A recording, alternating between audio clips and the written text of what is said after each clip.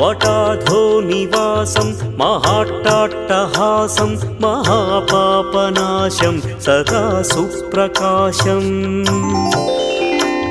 गिरीशं गणेशं सुरेशं महेशं शिवं शङ्करं शम्भुमीशानमीडे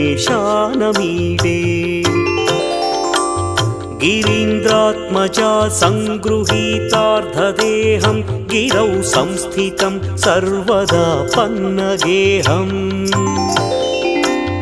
परब्रह्म ब्रह्मादिभिर्वन्द्यमानं शिवं शङ्करं शम्भुमीशानमीडे कपालं त्रिशूलं कराभ्यां दधानं पदाम्भोजनं राय कामोदधानं बलिवर्धयानं सुराणां प्रधानं